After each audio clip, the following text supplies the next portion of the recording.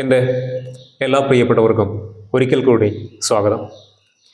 നമ്മുടെയൊക്കെ ജീവിതത്തിൽ നമ്മളെയൊക്കെ സ്വാധീനിച്ചതോ സ്വാധീനിച്ചു കൊണ്ടിരിക്കുന്നതോ ആയിട്ടുള്ള ചില വ്യക്തികളുണ്ടാകും അല്ലേ?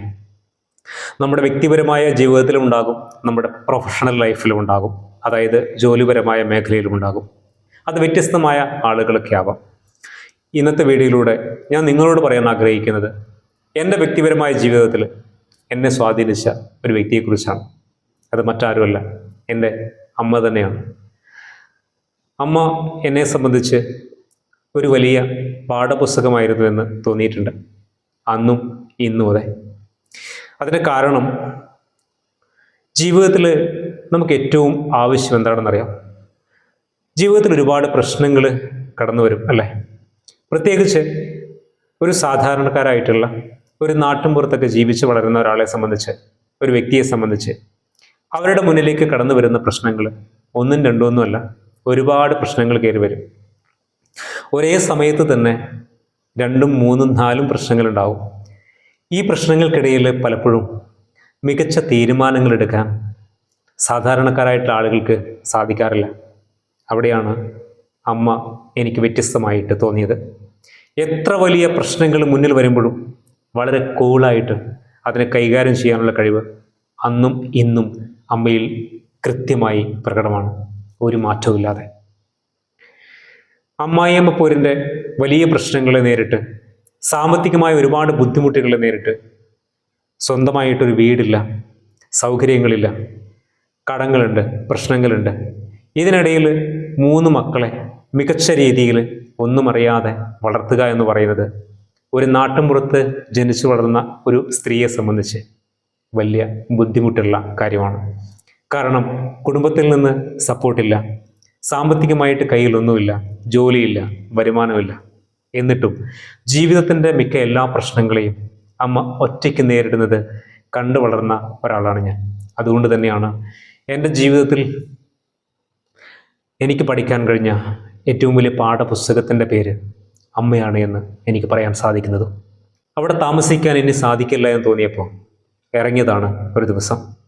ഒരു കൊച്ചു വീട് പണിതിട്ട്, സൗകര്യങ്ങളൊന്നും തന്നെയില്ല, കറണ്ടില്ല, മറ്റ് സൗകര്യങ്ങളില്ല. ആകെയുള്ളത് എനിക്കിപ്പോഴും ഓർമ്മയുണ്ട്, പഴയ ഒരു ഫിലിപ്സിൻ്റെ റേഡിയോ ആണ്, 4 ബാറ്ററി ഉള്ള റേഡിയോ. ചലച്ചിത്ര ഗീതവും രാവിലത്തെ സംസ്കൃത വാർത്തയൊക്കെ ആയിരുന്നു അന്ന് കൂടുതലായിട്ടും കേട്ടിരുന്നത്. സംസ്കൃത വാർത്ത രാവിലെ സമ്പതി വാർത്ത, ഹാസ്യന്ത പ്രവാചക, വലദീവാനന്ദ സാഗര എന്നൊക്കെ പറഞ്ഞിട്ട് നിങ്ങളൊരു പക്ഷെ കേട്ടിട്ടുണ്ടാവും. അച്ഛനത് സ്ഥിരമായി കേൾക്കുന്നതുകൊണ്ട് നമ്മൾ അതിൻ്റെ ഭാഗമായി എന്നുള്ളതാണ്. അപ്പോൾ അതൊക്കെയായിരുന്നു ആകെയുള്ളൊരു ആശ്വാസം എന്ന് പറയുന്നത്. അത് പക്ഷേ ഈ ബാറ്ററി കേടായി കഴിഞ്ഞാൽ പിന്നെ കുറേ ദിവസം പിന്നെ പാടില്ല. കാരണം ഈ ബാറ്ററിക്ക് തന്നെ നല്ല പൈസയുണ്ടല്ലോ, അതുപോലും വാങ്ങാൻ കാശില്ലാത്തൊരു കാലത്തിലൂടെയാണ് അന്ന് കടന്നുപോയത് എന്നാണ് പറഞ്ഞുകൊണ്ട് വന്നതിൻ്റെ ചുരുക്കം. എന്നിട്ടും 3 മക്കളെയും അമ്മ മികച്ച രീതിയിൽ വളർത്തിയെന്നുള്ളത് തന്നെയാണ്. അതിലപ്പുറം എന്നെ ഏറ്റവും കൂടുതൽ അത്ഭുതപ്പെടുത്തിയത് ഡിസിഷൻ മേക്കിംഗ് തന്നെയാണ്. എത്ര വലിയ പ്രശ്നങ്ങൾ മുന്നിൽ വന്നാലും അത് കൈകാര്യം ചെയ്യും. അന്ന് പൈസയൊന്നും ഇല്ലാതിരുന്നിട്ടും ഒരു നേരം പോലും ഞങ്ങൾ ഭക്ഷണത്തിന് വേണ്ടി ബുദ്ധിമുട്ടിയിട്ടില്ല. പക്ഷേ 5 സ്റ്റാർ ഹോട്ടലിലെ ഭക്ഷണമോ അല്ലെങ്കിൽ നമുക്കിഷ്ടമുള്ള ഭക്ഷണമോ ഒന്നും ആയിരിക്കില്ല. എന്നിരുന്നാൽ പോലും വിശക്കുന്നുണ്ടെങ്കിൽ കഴിക്കാൻ എന്തെങ്കിലുമൊക്കെ വീട്ടിലുണ്ട് എന്നത് ഉറപ്പാണ്. അത് ചക്കയോ മാങ്ങയോ ചേമ്പോ കാമ്പോ എന്താണോ അതാത് സമയത്ത് കിട്ടുക, അതിങ്ങനെ പുഴുങ്ങിയിട്ടിട്ടുണ്ടാവും. അപ്പോൾ ഇന്നത്തെ കുട്ടികളെ പോലെ ഐസ്ക്രീമും ബർഗറും ഒന്നും വേണ്ട. അന്നത്തെ കുട്ടികൾ വിശന്ന് കഴിഞ്ഞാൽ എന്ത് കിട്ടിയാലും കഴിക്കുന്ന ആളുകളാണ്. അപ്പോൾ തീർച്ചയായിട്ടും അതൊക്കെ കൈകാര്യം ചെയ്ത രീതി എന്നെ ഇപ്പോഴും അത്ഭുതപ്പെടുത്തിയിട്ടുണ്ട്. പിന്നെ റേഷൻ കടയിൽ നിന്ന് കുറേ നല്ല ഗോതമ്പിൻ്റെ പൊടിയൊക്കെ കിട്ടും. രാവിലെ ആയി കഴിഞ്ഞാൽ പിന്നെ ഗോതമ്പിൻ്റെ ഒരു കളിയാണ് അല്ല, ഒറോട്ടി ആയാലും ഉരുട്ടിയപ്പായാലും അങ്ങനെ പല പല വെറൈറ്റികൾ ഈ സാധനം കൊണ്ട് ഇങ്ങനെ ഉണ്ടാക്കിക്കും, ഞങ്ങൾക്കൊരു വ്യത്യസ്തത കൊണ്ടുവരാൻ വേണ്ടി. പക്ഷെ ഇപ്പോൾ തിരിച്ചറിയാൻ പറ്റുന്നൊരു കാര്യമുണ്ട്, അമ്മ അതൊക്കെ വളരെ റിസ്ക് എടുത്ത് കഷ്ടപ്പെട്ടിട്ടാണ് ഇതൊക്കെ ചെയ്തത്. അത് നാളെ എന്തൊക്കെ ചെയ്യണമെന്നുള്ളത് അമ്മ കൃത്യമായി കാൽക്കുലേറ്റ് ചെയ്തിട്ടുണ്ടാകുമായിരുന്നു. ഞങ്ങളെ സംബന്ധിച്ച് ഞങ്ങൾ 3 പേരും നന്നായിട്ട് പഠിക്കും.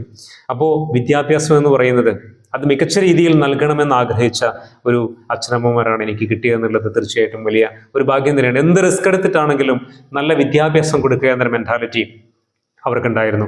നാളെ മക്കൾ വലുതായി കഴിഞ്ഞാൽ ഈ പ്രശ്നങ്ങളൊക്കെ സോൾവ് ചെയ്യുമെന്നൊരു ദീർഘവീക്ഷണം ജീവിതത്തിൻ്റെ പ്രശ്നങ്ങൾക്കിടയിലും കടബാധ്യതകൾക്കിടയിലും ഈ അസൗകര്യങ്ങൾക്കിടയിലും അവർക്കുണ്ടായിരുന്നു എന്നുള്ളതാണ്. ഒരുപക്ഷെ അതിൻ്റെയൊക്കെ റിസൾട്ടാണ് പിന്നീട് ഇന്ന് ഇക്കാലത്ത് അനുഭവിക്കാൻ സാധിക്കുന്നത് എന്ന് ഇപ്പോഴും തോന്നുന്നുണ്ട്. ഏതായാലും പറഞ്ഞുകൊണ്ട് വരുന്നത്, ഏത് പ്രശ്നങ്ങൾക്കും അമ്മയുടെ കയ്യിൽ ഒരു സൊല്യൂഷൻ ഉണ്ടായിരുന്നു. അതുപോലെ തന്നെ ആ പ്രശ്നങ്ങളെ കൈകാര്യം ചെയ്ത രീതിയും വളരെ വ്യത്യസ്തമായിരുന്നു. മികച്ച ആറ്റിറ്റ്യൂഡ്, മനോഭാവം അവർക്കുണ്ടായിരുന്നു എന്നുള്ളതാണ്. അതിനെനിക്ക് നൂറുകണക്കിന് ഉദാഹരണങ്ങൾ എനിക്ക് പറയാൻ പറ്റും. ഞാൻ ചെറിയൊരു കാര്യം പറയാം. എൻ്റെ അച്ഛന് സുഖമില്ലാതിരുന്ന സമയമുണ്ട്. 10-12 വർഷങ്ങൾക്ക് മുമ്പുള്ള കഥയാണ് കേട്ടോ. അന്നും സാമ്പത്തികമായ ബുദ്ധിമുട്ടുകളുണ്ട്. പ്രത്യേകിച്ച് ഞങ്ങളൊന്നും ആരും സെറ്റായിട്ടില്ല, വലിയ വരുമാനങ്ങളൊന്നും തന്നെയില്ല.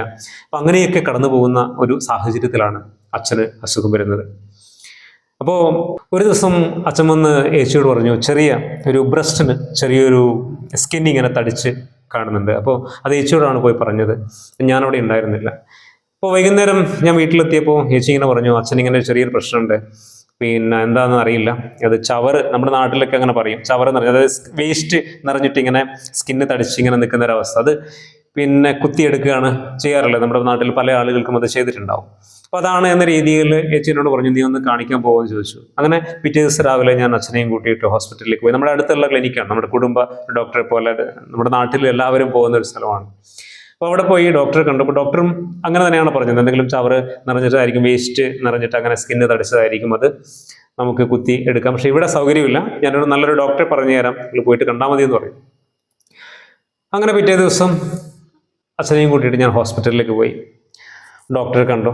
ഡോക്ടറും പറഞ്ഞു, നമുക്ക് ഇത് റെഡിയാക്കാൻ വരാം, വലിയ പ്രശ്നം ഉണ്ടാവില്ല, എന്നാലും നമുക്കൊന്ന് ടെസ്റ്റ് ചെയ്ത് കളയാം, എന്താണ് കറക്റ്റ് അറിയാലോ എന്ന രീതിയിൽ അതിൽ നീര് കുത്തിയെടുത്തിട്ട് അത് ടെസ്റ്റിന് അയച്ചു. കൃത്യമായ കാര്യങ്ങൾ അറിഞ്ഞാൽ മാത്രമാണല്ലോ നമുക്കത് ചെയ്യാൻ പറ്റുക എന്ന രീതിയിൽ. അപ്പോൾ അതിൻ്റെ റിസൾട്ട് വരാൻ കുറേ ദിവസം പിടിക്കും. അങ്ങനെ 4-5 ദിവസങ്ങൾക്ക് ശേഷം ലാബിൽ നിന്ന് വിളിച്ചു, റിസൾട്ട് വന്നിട്ടുണ്ടെന്ന് പറഞ്ഞു. അപ്പോൾ അങ്ങനെ ഞാൻ ഒറ്റയ്ക്ക് ലാബിൽ പോയി. ലാബിൽ പോയപ്പോൾ റിസൾട്ട് തന്നു. റിസൾട്ട് ഞാൻ ജസ്റ്റ് നോക്കിയപ്പോൾ എനിക്ക് എന്തോ ഒരു പന്തികേട്, ഇംപ്രഷനിലൊരു പന്തികേട് തോന്നി, എന്തോ ഒരു പ്രശ്നമുണ്ട് തോന്നി. അപ്പോൾ അത്രയൊക്കെ 10-12 വർഷങ്ങൾക്ക് മുമ്പാണ്. എന്നെ സംബന്ധിച്ച് ഇന്നത്തെ ഈ ഒരു ആറ്റിറ്റ്യൂഡൊന്നും വന്നില്ല. പെട്ടെന്ന് ചെറിയ പ്രശ്നങ്ങൾ വന്നു കഴിഞ്ഞപ്പോഴും മൈൻഡൊക്കെ പെട്ടെന്ന് ഡെസ്പായി പോകുന്ന ഒരു ക്യാരക്ടറായിരുന്നു അന്നൊക്കെ. അപ്പോൾ അങ്ങനെ ഇത് കണ്ടപ്പോൾ ഞാനാകെ പാനിക്കായി, എന്താ ചെയ്യേണ്ടതെന്ന് അറിയില്ല. ഇപ്പോൾ ഡോക്ടർ അവിടെ ഇല്ല, കാരണം ഉച്ചയ്ക്ക് ശേഷമാണ് പോയത്. ഉച്ചയ്ക്ക് ശേഷം വീട്ടിൽ ട്രീറ്റ്മെൻറ്റ് ഉണ്ട് എന്ന് പറഞ്ഞു. അങ്ങനെ തേടി പിടിച്ച് ഡോക്ടറുടെ വീട്ടിലെത്തി. അപ്പോൾ കുറേ പേഷ്യൻസ് അവിടെ നിൽക്കുന്നുണ്ട്. ഞാൻ അവരോടൊക്കെ പെർമിഷൻ ചോദിച്ചിട്ട്, പിന്നെ ഡോക്ടറെ ഈ റിസൾട്ട് കാണിക്കാൻ വേണ്ടിയിട്ടാണെന്ന് പറഞ്ഞു. അങ്ങനെ അവർ സമ്മതിച്ചു. ഞാൻ ഡോക്ടറുടെ അടുത്ത് പോയി ഈ പേപ്പർ കാണിച്ചു. അങ്ങനെ ഡോക്ടർ റിസൾട്ടൊക്കെ നോക്കിയിട്ട് പറഞ്ഞു, ചെറിയൊരു പ്രശ്നമുണ്ട്. അപ്പോൾ എന്നെ കണ്ടിട്ട് എന്നോട് ഈ കാര്യം പറയണോ വേണ്ടതൊരു കൺഫ്യൂഷൻ അദ്ദേഹത്തിനുണ്ട്. ഇപ്പോൾ വേറെ ആരും ഇല്ലേ കൂടെ എന്ന് ചോദിച്ചു. ഇല്ല, ഞാൻ മോനാണെന്ന് പറഞ്ഞു. അപ്പോൾ അദ്ദേഹം പറഞ്ഞു, ഇത് ടെൻഷനൊന്നും അടിക്കരുത്, നമുക്കങ്ങനെ പേടിക്കേണ്ട കാര്യമൊന്നുമില്ല, ഫസ്റ്റ് സ്റ്റേജാണ് എന്ന് പറഞ്ഞു. അതായത് ക്യാൻസർ ആണ് എന്നുള്ളത് കൃത്യമായി എന്നോട് അദ്ദേഹം പറഞ്ഞു എന്നുള്ളതാണ്. ഞാനാണെങ്കിൽ ആകെ ഡൗണായി. നമുക്കറിയാമല്ലോ, ഈ 10-12 വർഷങ്ങൾക്ക് മുമ്പ് ക്യാൻസർ എന്നൊക്കെ പറയുമ്പോൾ സ്വാഭാവികമായിട്ട് നമ്മുടെ നാട്ടിലുണ്ട് എന്ന് പറഞ്ഞാൽ പോലും വല്ലാത്തൊരു ടെൻഷനും പേടിയൊക്കെയാണ് അല്ലേ, മാനസികമായിട്ട് വലിയൊരു അസ്വസ്ഥതയൊക്കെ ഉണ്ടാവും. അപ്പോൾ സ്വന്തം അച്ഛൻ ഇങ്ങനെ ഒരു പ്രശ്നമുണ്ട് എന്ന് പറയുമ്പോൾ ഉണ്ടാകുന്ന ഒരു മാനസികമായ തകർച്ച അത് ചെറുതായിരുന്നില്ല, വാക്കുകൾ കൊണ്ട് പറയാൻ പറ്റുമോ എന്നറിയില്ല. അങ്ങനെ ഞാൻ നേരെ വീട്ടിലേക്ക് വന്നു. അമ്മയുണ്ട്, അച്ഛനുണ്ട്, ഏച്ചിയുണ്ട്. ഞാൻ ആകെ ഡൗൺ ആയിട്ടാണുള്ളത്. അപ്പോൾ അമ്മ ചോദിച്ചു, എന്താ മോനെ റിസൾട്ട് കിട്ടിയോ ചോദിച്ചു. അപ്പോൾ ഞാൻ പറഞ്ഞു, അമ്മ കിട്ടി, പക്ഷെ ചെറിയൊരു പ്രശ്നമുണ്ട് എന്നാണ് പറഞ്ഞത്. അപ്പം അങ്ങനെ പെട്ടെന്ന് ഏച്ചി റിസൾട്ട് വാങ്ങിച്ചു. അപ്പോൾ കാര്യം എല്ലാവർക്കും മനസ്സിലായി. ഒരു നിമിഷത്തേക്ക് എല്ലാവരും സ്റ്റക്കായിപ്പോയി. കാരണം നമ്മുടെ വീടിൻ്റെ അവസ്ഥ അങ്ങനെയാണ്. വീട് പൂർത്തിയാകാതെ വീട്, കടങ്ങൾ, സാമ്പത്തികമായിട്ടൊന്നും തന്നെ ഇല്ല. ആർക്കും പ്രത്യേകിച്ച് നല്ലൊരു ജോലിയോ കാര്യങ്ങളോ ഒന്നും ആയിട്ടില്ല. പഠനമൊക്കെ കഴിഞ്ഞു നിൽക്കുന്നൊരു സമയം. ഈ ഒരു സമയത്ത് എന്താണ് ചെയ്യേണ്ടത് എന്നുള്ളൊരു വലിയൊരു കൺഫ്യൂഷൻ. ആകെ ഒരു പാനിക്കായ, കുടുംബം മൊത്തം പാനിക്കായി പോയൊരവസ്ഥ. പക്ഷെ ഒരു 2-3 മിനിറ്റ് കഴിഞ്ഞപ്പോൾ അമ്മ പെട്ടെന്ന് ചേഞ്ചായി. അമ്മയെ അത്ഭുതപ്പെടുത്തിയ ഒരു നിമിഷം കൂടിയാണത്. കാരണം ഫുള്ള് റിലാക്സായി. എന്നിട്ട് അമ്മ ഞങ്ങളോട് പറയാണ്, സാരമില്ല, ഏതായാലും ഒരു പ്രശ്നം നമ്മുടെ മുന്നിൽ വന്നല്ലോ, ഇനി അടുത്ത സ്റ്റെപ്പ് എന്താണ് എടുക്കേണ്ടത് എന്നുള്ളതാണ് നമ്മൾ ആലോചിക്കേണ്ടത്. അങ്ങനെ കുറേ കാര്യങ്ങൾ അമ്മയങ്ങ് പറയാൻ തുടങ്ങി. അതായത് നമ്മളൊക്കെ ആകെ മാനസികമായിട്ട് തകർന്നു നിൽക്കുന്ന സമയത്താണ് അത്രയ്ക്കേറെ പോസിറ്റീവ് എനർജി നൽകിക്കൊണ്ട് അമ്മയുടെ ഒരു സ്പീച്ച് വരുന്നത്. അപ്പോൾ അതായിരുന്നു അമ്മ എന്ന് പറയുന്നത്. അപ്പം അമ്മയുടെ മനസ്സിൽ കടലോളം സമ്മർദ്ദമുണ്ട്. പക്ഷേ ആ കടലോളം സമ്മർദ്ദങ്ങൾക്കിടയിലും തൻ്റെ ചുറ്റുമുള്ളവർക്ക് പോസിറ്റീവായിട്ടുള്ള എനർജി സമ്മാനിക്കാൻ കഴിയുന്നൊരു വല്ലാതൊരു മെൻറ്റാലിറ്റി, അത് കുട്ടിക്കാലം മുതലേ അമ്മയിൽ നിന്ന് ഞാൻ കണ്ട് വളർന്ന ഒരാളാണ്. അപ്പോൾ തീർച്ചയായിട്ടും അമ്മ അതൊക്കെ പറഞ്ഞപ്പോൾ ഞങ്ങളൊന്ന് റിലാക്സായി, ഞങ്ങളൊന്ന് ഫ്രീ ആയി. അപ്പം ഞാൻ പറഞ്ഞുകൊണ്ട് വരുന്നത് ഇതായിരുന്നു, അമ്മ ജീവിതത്തിൽ ഏത് വലിയ പ്രശ്നങ്ങൾക്കിടയിലും വളരെ കൂളായിട്ട് നിൽക്കാൻ കഴിയുന്ന ഒരു അസാമാന്യമായ കഴിവ് അന്നും ഉണ്ട്, ഇന്നും ഉണ്ട്. ജീവിതത്തിൽ ഇപ്പോഴും എന്ത് പ്രശ്നങ്ങൾ വന്നു കഴിഞ്ഞാലും നമ്മൾ ആദ്യം കോണ്ടാക്ട് ചെയ്യുക, ആദ്യം എത്തിപ്പെടാൻ ആഗ്രഹിക്കുന്നത് അമ്മയുടെ മുന്നിൽ തന്നെയാണ്. ഇപ്പോഴും അങ്ങനെ തന്നെയാണ് കേട്ടോ. അത് ചില ആളുകൾക്ക് പറഞ്ഞിട്ടുള്ള ഒരു കാര്യമാണെന്ന് തോന്നിയിട്ടുണ്ട്. അപ്പോൾ അങ്ങനെ പറയാൻ ഒരുപാടേറെയുണ്ട്. ജീവിതത്തിൽ തീരുമാനങ്ങൾക്ക് എടുക്കുക എന്ന് പറയുന്നത് വളരെ ഫാസ്റ്റായിട്ട്, കൃത്യമായിട്ട്, ധൈര്യത്തോടെ എടുക്കാൻ കഴിയുന്നൊരു കഴിവ് അമ്മയ്ക്കുണ്ട് എന്നുള്ളതാണ്. കുറച്ച് നാളുകൾക്ക് മുമ്പാണ് ഞങ്ങൾ സ്ഥലമൊക്കെ ഒന്ന് പാർട്ടീഷൻ ചെയ്തത്, ഓരോരുത്തർക്കും കൊടുത്തു. 3 പേർക്കും ആധാരം തീരെഴുതി കൊടുത്തു എന്നുള്ളതാണ്. അപ്പോൾ ഇത് എഴുതാൻ വേണ്ടി വില്ലേജ് ഓഫീസ് പോയപ്പോൾ അവിടുന്ന് ആളുകൾ ചോദിച്ചു, അല്ല മക്കൾക്ക് ഇങ്ങനെ എഴുതി കൊടുക്കുമ്പോൾ എങ്ങനെയാണ് മക്കൾ, കാരണം അവർക്ക് ആകെ ഒരു കൺഫ്യൂഷൻ. ഇന്നത്തെ കാലത്ത് എല്ലാം അവർക്ക് ഫ്രീ ആയിട്ട് ഉപയോഗിക്കാൻ പറ്റുന്ന രീതിയിൽ അങ്ങനെ എഴുതി കൊടുക്കുക എന്ന് പറയുന്നത് പതിവില്ലല്ലോ. കാരണം ആരെയും വിശ്വസിക്കാൻ പറ്റാത്തൊരു കാലത്താണല്ലോ, മക്കളെ ആയാലും ആരെയായാലും വിശ്വസിക്കാൻ പറ്റാത്തൊരു കാലത്താണല്ലോ നമ്മൾ ജീവിക്കുന്നത്. അപ്പോഴും അമ്മ അവരോട് പറഞ്ഞത്, എൻ്റെ മക്കളെ എനിക്ക് വിശ്വസിക്കാൻ പറ്റിയില്ലെങ്കിൽ പിന്നെ എന്തിനാണ് ഞാൻ ഇത്രയും കാലം അവരെ വളർത്തിയെന്ന രീതിയിലാണ് അമ്മ സംസാരിച്ചത്. അത്രയ്ക്കേറെ വ്യത്യസ്തമായ ഒരു ആറ്റിറ്റ്യൂഡ് കീപ്പ് ചെയ്യുന്ന, ധൈര്യം കീപ്പ് ചെയ്യുന്ന ഒരു ക്യാരക്ടർ. അച്ഛൻ ബെറ്റർ ആയിരുന്നില്ല എന്നല്ല, പക്ഷെ അച്ഛനേക്കാളൊക്കെ ഒരു സംതിങ് സ്പെഷ്യൽ, ഒരു വല്ലാതൊരു വ്യത്യസ്തത അമ്മയുടെ ക്യാരക്ടറിൽ ഉണ്ടായിരുന്നു, ഇപ്പോഴും ഉണ്ട് എന്നുള്ളതാണ്. അതുപോലെ നമ്മളെ 3 പേരെയും വളർത്തിയ രീതിയും മറ്റുള്ളവരിൽ നിന്നൊക്കെ വ്യത്യസ്തമായിരുന്നു എന്നുള്ളതാണ്. അമ്മ ഞങ്ങളുടെ മൈൻഡിൽ ഇങ്ങനെ ഇൻജക്റ്റ് ചെയ്തുകൊണ്ടേയിരുന്നൊരു കാര്യം എന്താണെന്നറിയോ? നിങ്ങൾ 3 പേരും 3 സ്വഭാവക്കാരായിരിക്കും, 3 മേഖലയിൽ ജോലി ചെയ്യുന്നവരായിരിക്കും, 3 തരത്തിൽ സാമ്പത്തികമായിട്ടുള്ള ചുറ്റുപാടുള്ളവരായിരിക്കും, 3 സാഹചര്യമായിരിക്കും. പക്ഷേ നിങ്ങളെപ്പോഴും ഒത്തൊരുമയോടുകൂടി, സ്നേഹത്തോടുകൂടി കഴിയണം. കുട്ടിക്കാലം മുതൽ ഇപ്പോഴും കുറച്ച് ദിവസം മുമ്പ് വരെ അമ്മ ഞങ്ങളോട് പറയുന്ന കാര്യം ഇത് മാത്രമാണ്. ഒരുപക്ഷെ അവർ ജീവിച്ച സാഹചര്യങ്ങളിൽ, കുടുംബ ചുറ്റുപാടുകളിൽ നിന്ന്, നാട്ടിൽ നിന്നൊക്കെ അവർക്ക് കിട്ടിയ എക്സ്പീരിയൻസ് ആയിരിക്കാം ഈ രീതിയിലൊക്കെ അവരെ പറയാനും ചിന്തിപ്പിക്കുവാനും ആ രീതിയിൽ മക്കളെ വളർത്താനും ഒക്കെ പ്രേരിപ്പിക്കുന്നതും. ഏതായാലും അങ്ങനെ ഒരു വ്യത്യസ്തതയോടുകൂടി മക്കളെയൊക്കെ വളർത്തിയത് കൊണ്ടാവാം ഇപ്പോഴും സ്നേഹത്തോടു കൂടി നമ്മുടെ നാട്ടിലെ പല ഏട്ടനന്യന്മാരും ഏച്ചിമാരും അനിയത്തിമാരും ഒക്കെ തമ്മിൽ വഴക്കും ബഹളമൊക്കെ ആയിട്ട് കഴിയുമ്പോൾ ഞങ്ങൾക്ക് ഒത്തൊരുമയോടുകൂടി, സ്നേഹത്തോടു കൂടി ഇപ്പോൾ ഈ നിമിഷങ്ങളിലും കടന്നു പോകാൻ സാധിക്കുന്നത്. ഇപ്പോൾ എന്നെ സംബന്ധിച്ചിട്ട് എനിക്ക് എന്തെങ്കിലും ഒരു പ്രശ്നം വന്നു കഴിഞ്ഞാൽ മനസ്സ് തുറന്ന് സംസാരിക്കാൻ അമ്മയുണ്ട് എന്നതോടൊപ്പം തന്നെ ഏട്ടനും ഏച്ചിയും ഉണ്ട് എന്നൊരു വലിയ വിശ്വാസം, അത് വലിയ സന്തോഷമുള്ള ഒരു കാര്യമാണ്, പ്രത്യേകിച്ച് ഇന്നത്തെ കാലത്ത്. അപ്പോൾ അതൊക്കെ അവരുടെ കഴിവാണ്, അതിൻ്റെയൊക്കെ ക്രെഡിബിലിറ്റി അച്ഛനമ്മമാർക്ക് തന്നെയാണ് എന്നുള്ളതാണ്. അപ്പോൾ മക്കളെ സംബന്ധിച്ച് ഈ ലോകത്ത് അവരുടെ ഏറ്റവും വലിയ മോഡലാവേണ്ടത് അച്ഛനമ്മമാരാണ് എന്ന ഏറ്റവും വലിയ പാഠം കൂടി അച്ഛനമ്മമാരിൽ നിന്ന്, അല്ലെങ്കിൽ എസ്പെഷ്യലി എൻ്റെ അമ്മയിൽ നിന്ന് എനിക്ക് പഠിക്കാൻ പറ്റിയിട്ടുണ്ട്. നിങ്ങൾക്കും നിങ്ങളുടെ അച്ഛനും അമ്മയൊക്കെ വിലപ്പെട്ടതായിരിക്കും. അതിന് മുന്നിൽ ഞാൻ വലിയ സംഭവമാണെന്ന് പറയാൻ വേണ്ടിയൊന്നുമല്ല.